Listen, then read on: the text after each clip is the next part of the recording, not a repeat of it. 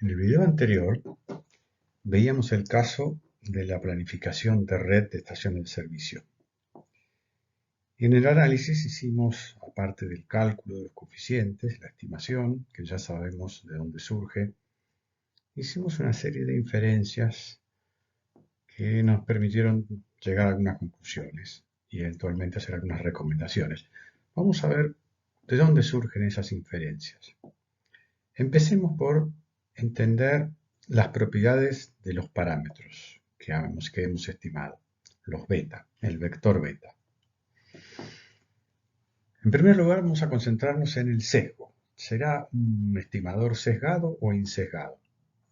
Veamos este teoremita que está demostrado aquí en esta línea, que nos dice que la esperanza matemática del vector beta, que es aleatorio, como marca esta tilde ondulante, ¿por qué es aleatorio? Porque proviene de una muestra.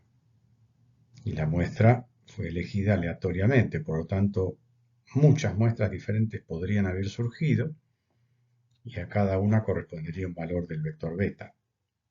Entonces es un valor aleatorio, un vector aleatorio. El vector B entonces, que se calcula tomando la inversa de la matriz de información y multiplicándola por la traspuesta de X y por el vector de los datos Y, que es aleatorio, aplicando la esperanza a este producto de un enorme coeficiente constante o no aleatorio.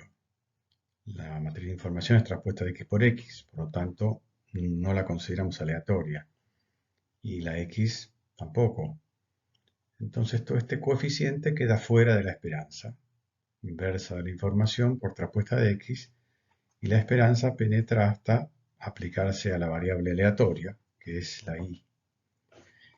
Y la Y es igual a X por beta más epsilon, cuya esperanza es nula.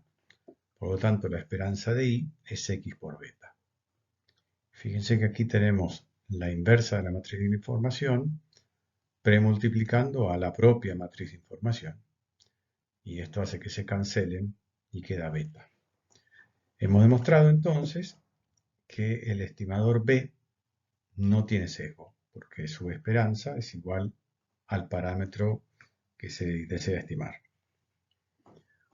Vamos a analizar ahora la varianza del estimador B.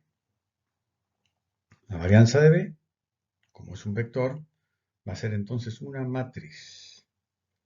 Una matriz cuya diagonal contiene las varianzas de las componentes del vector B y afuera están las covarianzas, que no van a ser cero en general. Vamos a ver. A pesar de que se cumpla el supuesto de independencia, o sea que los épsilon sean independientes entre sí, o sea las observaciones no tienen relación, salvo por las X, que pueden ser parecidas o no, pero fuera de las X no hay relación entre las observaciones. Aunque se cumpla eso, los coeficientes van a tener correlación entre sí, salvo en un caso muy particular. Vamos a ver. Otra vez reemplazamos el vector B por su expresión de cuadrados mínimos y a la menos 1 traspuesta de X, Y. Este es un coeficiente constante, pero recordemos que los coeficientes salen de la varianza al cuadrado. ¿Y qué significa al cuadrado cuando hablamos de matrices? Bueno, significa pre y post multiplicar por el coeficiente. Solo que en la pre va tal cual y en la post multiplicación va transpuesto. Y al transponerlo se invierte el orden de y a la menos 1 por x, la traspuesta de x es x y la matriz de información es simétrica, por lo tanto su traspuesta coincide con ella misma y también la inversa. Entonces queda el coeficiente elevado al cuadrado, pre y post multiplicando a la varianza de y. Pero la varianza de y es la varianza de epsilon, porque y es x por beta, que no es aleatorio, más epsilon. Lo único que es aleatorio ahí es epsilon. Y por el supuesto 2 y el 3, los dos unidos, la varianza de epsilon es igual a sigma cuadrado por la matriz identidad, que queda ahí en el medio del sándwich de este producto matricial.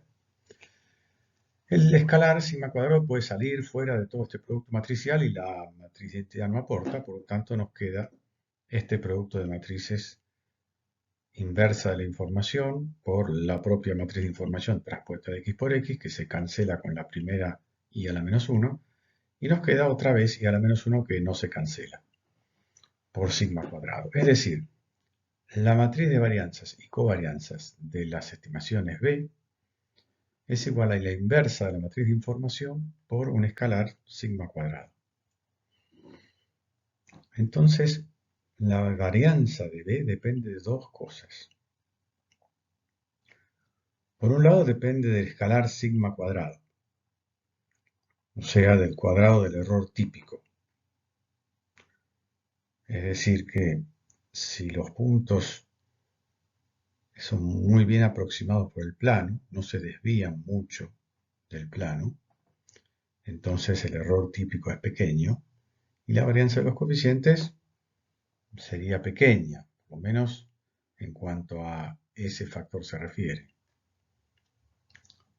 Pero no es el único factor.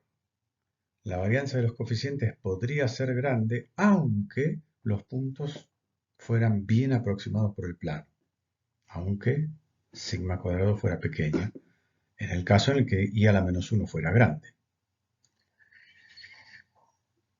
Entonces el grado de ajuste del modelo, un altísimo R cuadrado, no obliga a que los coeficientes B sean estables, sean precisos.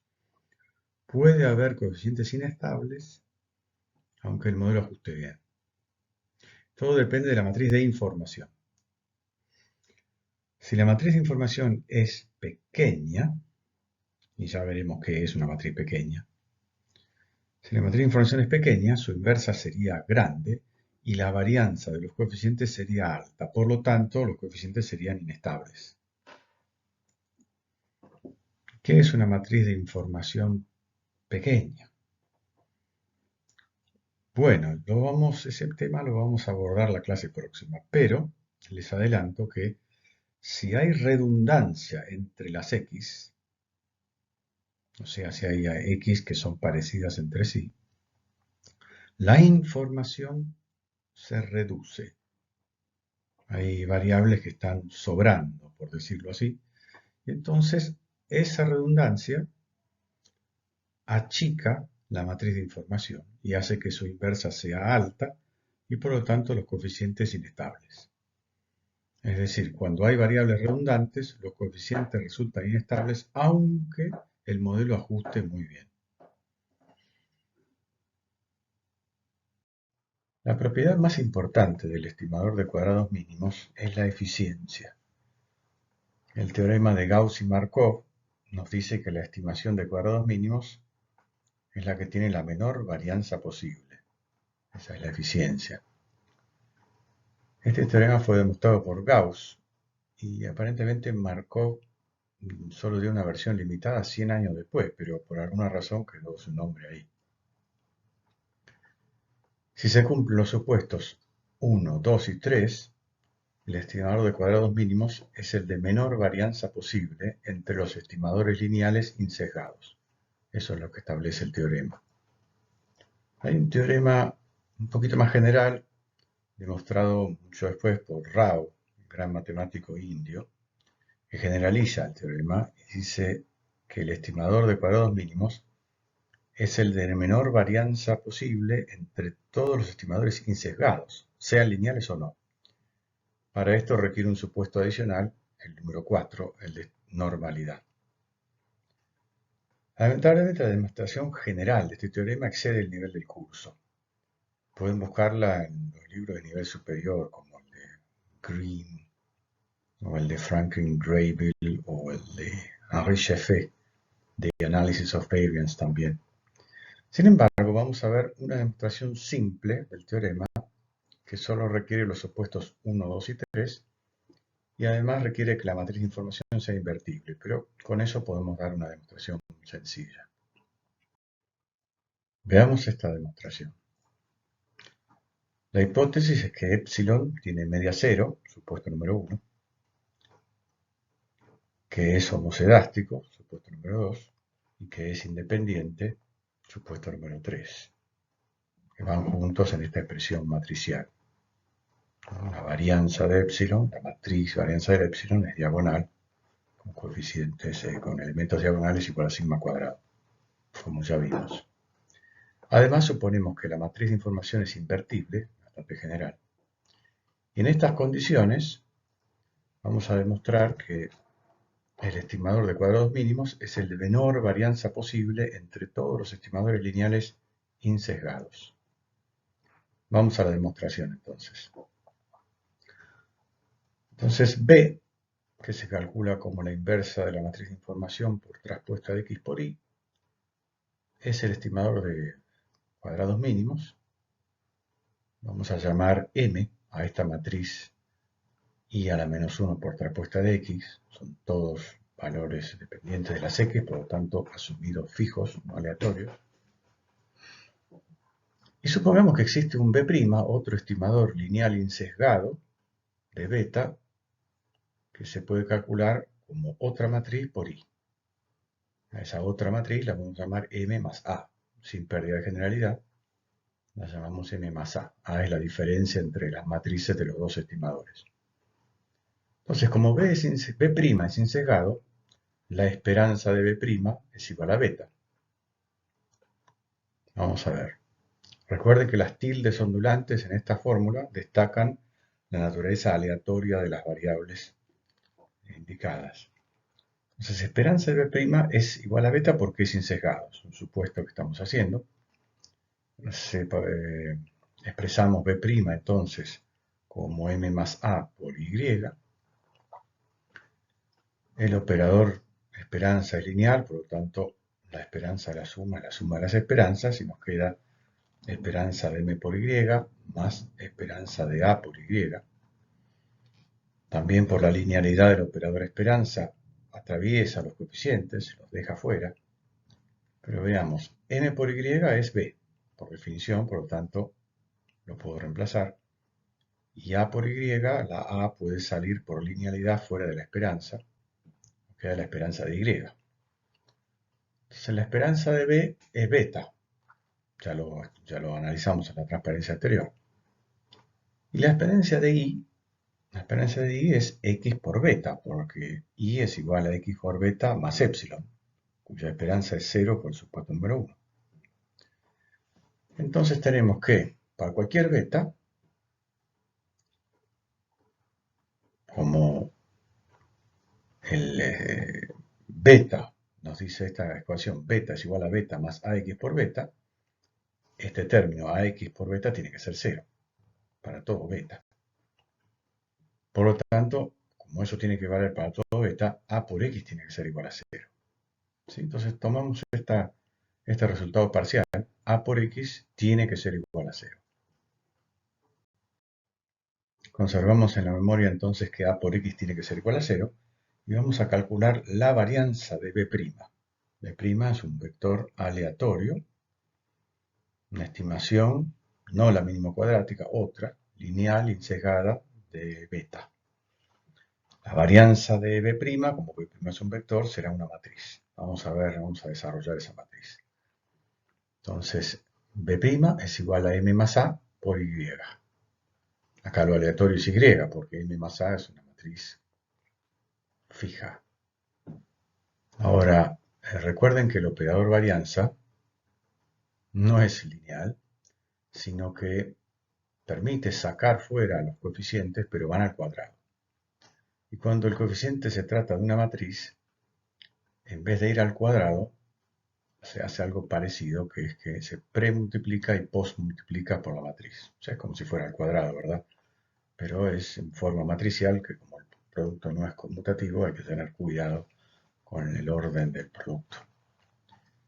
Y la primera, M más A, va natural y la segunda va traspuesta. Es una propiedad de las matrices, de la varianza con las matrices. Entonces, tenemos el primer renglón. Nos queda M más A por la varianza de I, matriz de varianza de los datos, por traspuesta de M más A. Ahora, la matriz de varianzas y covarianzas de la I, la varianza de I, por supuesto número 2 y 3, es diagonal igual a sigma cuadrado por la matriz identidad. Por lo tanto, reemplazamos. Ahí tenemos el segundo renglón. La I no aporta en este producto, la podemos sacar. Y sigma cuadrado es un escalar que puede ir afuera. Y hacemos la distributiva entre M más A y la traspuesta de M más A. Quedándonos este factor de 4 términos. Ahora, sabemos por la transparencia anterior que A por X es igual a 0. Entonces, M por la traspuesta de A, recuerden que M es la inversa de la matriz de información por traspuesta de X, y ahora la multiplico por la traspuesta de A, es igual a la inversa de la información por A por X. ¿Por qué? Porque traspuesta de X por traspuesta de A viene a ser la traspuesta de A por X. Como A por X es igual a 0, entonces esto es igual a 0. Por otro lado, A por la traspuesta de M es igual a A por la traspuesta de lo que es M, y a la menos 1 por traspuesta de X, por definición. Y como el producto es asociativo y la transposición de un producto es el producto de las traspuestas dado vuelta, entonces nos queda A por la traspuesta de la traspuesta de X, que es X, por la traspuesta de la información, que a menos 1, que es simétrica, así que no altera. Y como A por X es igual a 0, esto es igual a 0. Entonces matamos dos términos del factor este de 4 términos que teníamos arriba. Y nos queda varianza del vector B' igual a sigma cuadrado por M traspuesta de M más A traspuesta de A. Ahora vamos a enfocar en los elementos diagonales de esta matriz, que son las varianzas de los coeficientes, porque afuera están las covarianzas, que no nos importan tanto. Estamos buscando la varianza, ¿sí? Es lo que queremos probar, que la varianza es mínima. Y la varianza será entonces la varianza de la componente j del vector B', el 1, por ejemplo, o el 2, cualquiera de estos, son elementos diagonales, que serán sigma cuadrado, que es un escalar, por el elemento diagonal de m traspuesta de m, que es la suma de estos m elevado al cuadrado, para la fila j a través de todas las columnas, y lo mismo para a traspuesta de a. Fíjense que acá tenemos, si recorremos todos los j, tenemos todos los elementos de a elevados al cuadrado. La única forma de que la varianza del estimador B' sea mínima,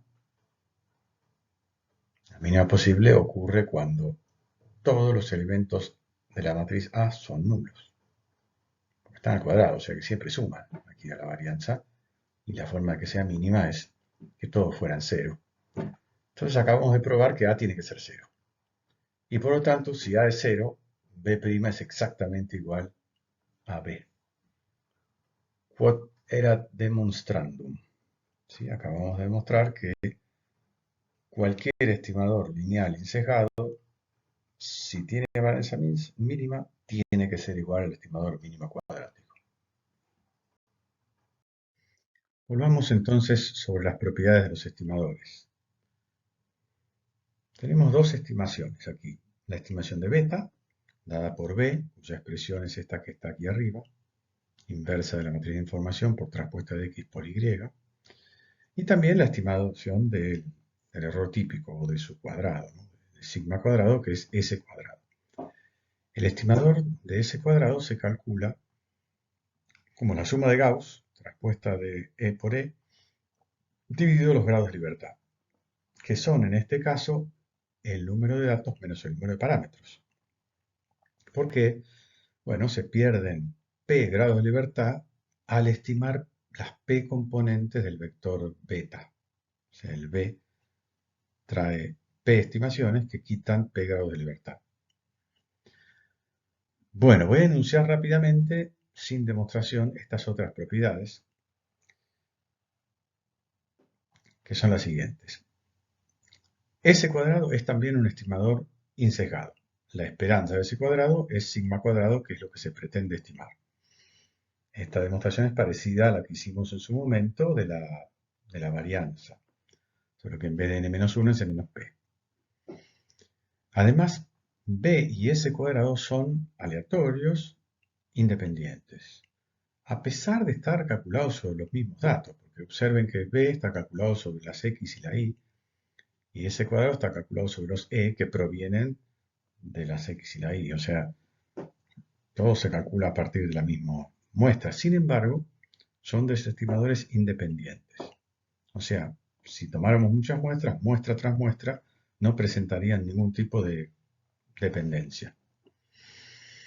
Además, ambos son estimadores suficientes para lo que pretenden estimar. Es decir, cuando estimamos B, tenemos en esos números toda la información que hay en la muestra sobre beta. Y lo mismo para S cuadrado. Se puede demostrar además que B, el vector de coeficientes, sigue una ley normal multivariante. Multivariante porque es un vector aleatorio. Y normal porque, fíjense, vamos arriba, B se calcula como un gran coeficiente y a la menos 1 por traspuesta de x, constante, no aleatorio, digamos, por una variable aleatoria y que tiene distribución normal. Entonces es una combinación lineal de variables aleatorias normales, que son las componentes de y. Como toda combinación lineal de variables normales sigue una ley normal, la combinación lineal preserva la ley normal, entonces B sigue una ley normal. Por el lado del error típico, S cuadrado, S cuadrado debidamente escalado sigue una ley exactamente G cuadrado con un grado de libertad, n-p. Estas son distribuciones exactas, bajo el supuesto número 4, por supuesto, de normalidad, si no, ahí es donde hace falta ese supuesto número 4. Y esto es lo que nos va a permitir, estas leyes de probabilidad, normal y G cuadrado, es lo que nos va a permitir hacer la inferencia que hace el Excel. Y ahora vamos a esa cuestión. Veamos cómo hace el Excel para inferir sobre el vector beta, o sobre cada uno de los coeficientes beta j, que es lo que hicimos en el caso de las estaciones de servicio cuando aplicamos los ensayos de hipótesis beta j igual a 0. Muy importante ese asunto. O cuando miramos los intervalos de confianza para los beta. Dijimos que beta era un vector normal multivariante, o sea, cada componente sigue una ley normal. ¿Con qué media? Como es insesgado, beta j. ¿Y con qué varianza? Bueno, en su momento dijimos que la matriz de varianzas y covarianza de B es igual a la matriz de información inversa por sigma cuadrado. Por lo tanto, en la diagonal de esa matriz yacen las varianzas de las componentes BJ. Entonces, tomando el elemento diagonal de la inversa de la matriz de información, I supra JJ, es un elemento diagonal de I a la menos 1. Por eso los subíndices arriba, supraíndices, perdón. Multiplicado por el escalar sigma cuadrado, constituyen la varianza escalar de cada beta j. Si entonces se cumple esto, que ya lo hemos probado, se puede construir, vayamos directo al recuadrado, a la fórmula recuadrada, se puede construir una normal estándar restando la media de B y dividiendo por el desvío estándar. Ocurre que el desvío estándar es desconocido, entonces lo reemplazamos. Reemplazamos sigma por S y la distribución pasa a ser exactamente una t-student con un grado de libertad. Esta es la ley de probabilidad que usa el Excel para hacer los intervalos de confianza y los ensayos de hipótesis de los beta. Ahora analicemos un punto más que todavía no tratamos en el caso de la red de estaciones de servicio. Veamos. ¿Cómo se hace la predicción? ¿Cómo se hace la predicción? Es muy fácil. Tomo los coeficientes estimados, los multiplico por los valores de la variable para el terreno donde estamos estudiando el volumen de ventas y tengo un valor de ventas pronosticado, una y sombrero, ¿cierto? Ya sabemos hacer la predicción. Pero ahora vamos a plantearnos dos preguntas distintas sobre esa predicción. La primera pregunta que nos vamos a plantear es ¿cuál sería la media de infinitas estaciones de servicio con una característica x0, un vector de características x0, un nivel de tránsito, de visibilidad, de densidad poblacional, competencia y demás? Entonces, dado el vector x0, nos preguntamos cuál es la esperanza de las ventas de una estación de servicio con esas características. Esa pregunta se responde con este estadístico t-de-student, que está recuadrado aquí, a la derecha. Es decir, la predicción y sombrero sub 0 se calcula multiplicando escalarmente el vector de las características x0 por b, por los coeficientes. Como b tiene distribución normal, este resultado, que es un escalar, también tiene distribución normal, ser combinación lineal de normales. La esperanza de I sub 0 se puede calcular y da igual a traspuesta de x0 por beta, o sea que es insesgado, este estimador de la esperanza. Y la varianza de este estimador y sombrero, este estimador de la media, siguiendo este desarrollo de la misma manera que la vez pasada, da esta cuestión que está acá. Sigma cuadrado por traspuesta del vector de características de la estación donde queremos pronosticar, por la inversa de la matriz de información, por otra vez el vector de características. Entonces, con esta media y esta varianza, podemos construir el t-de-student reemplazando sigma por s, otra vez porque nunca se conoce de manera exacta. Entonces, esto nos permite hacer una inferencia sobre la venta media de una estación de servicio con las características postuladas, x0. Pero ocurre que esa pregunta no responde exactamente a lo que nosotros queremos averiguar en el caso de las estaciones de servicio, porque lo que plantea esta pregunta es la esperanza matemática de las ventas de infinitas estaciones de servicio con esas características, pero vamos a construir solo una. ¿Sí? Por lo tanto, lo que queremos es un intervalo que contenga al valor de ventas de una estación de servicio, no a la media de infinitas. En otros casos puede ser interesante estimar la media con este estadístico, pero en nuestro caso, en esta instancia no.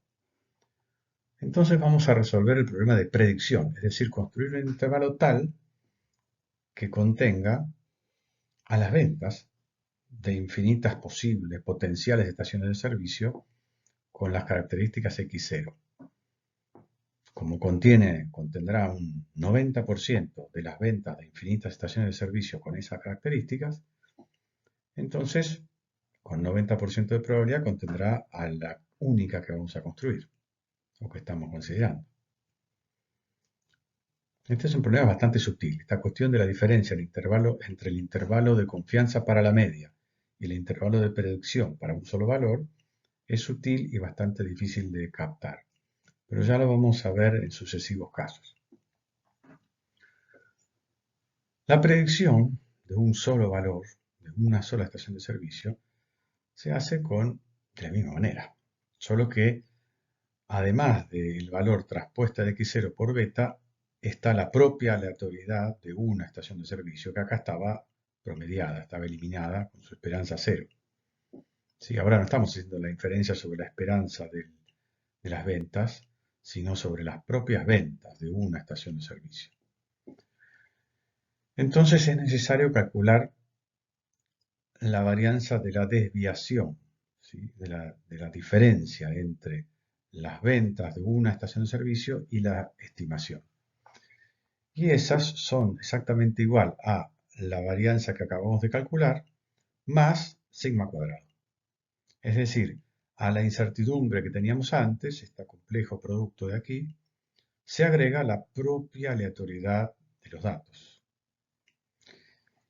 Y la t de student resulta muy parecida a la anterior, pero con un 1 aquí, que lo que hace es agregar sigma cuadrado ahí. Veamos cómo podemos usar esto de manera práctica para construir intervalos. Ahora sí, llamando h sub 0, 0 a este producto matricial que teníamos antes, interviniendo en todas las fórmulas, traspuesta de vector de características de la estación de servicio, del terreno donde estamos analizando hacer una, por la inversa de la información por otra vez el vector x0, a este elemento se lo llama, es un escalar, se lo llama el leverage en el punto de predicción x0. Es un pariente de la matriz H. Es como si fuera un nuevo elemento de la matriz H que no estaba de origen. Sería el elemento diagonal de la matriz H correspondiente al punto x0 que no es un dato, es un punto de predicción, pero es equivalente, ¿sí? Este h00 mide la distancia que hay entre el punto de predicción x0 y el baricentro de los datos en el espacio de las x. Si el punto donde estamos prediciendo es periférico, ese valor se acercará a 1 o eventualmente puede hasta ser mayor en el caso de una extrapolación. Si el punto es central, en el dominio de las x, entonces el h00 será un número pequeño, nunca menor que 1 sobre n. Entonces, para hacer un intervalo de confianza, para estimar la media de las ventas para estaciones de servicio de las características x0, utilizamos esta expresión recuadrada acá. El intervalo de confianza se calcula tomando la predicción de las ventas para x0 y sub 0 sombrero, más menos el t de student correspondiente a la confianza por el desvío de la predicción, perdón, de I0. Y ese desvío se calcula, según esta expresión de aquí, como raíz cuadrada de h00, que es un escalar, por el error típico S.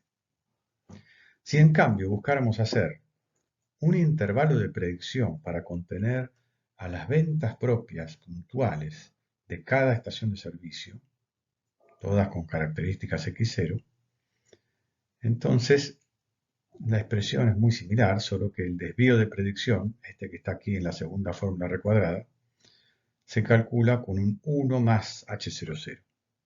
Y ese 1 es un valor considerable, porque recuerden que si el punto es baricéntrico, h00 está cerca de 1 sobre n, o sea, 1 sobre 41 en nuestro caso, es muy pequeño.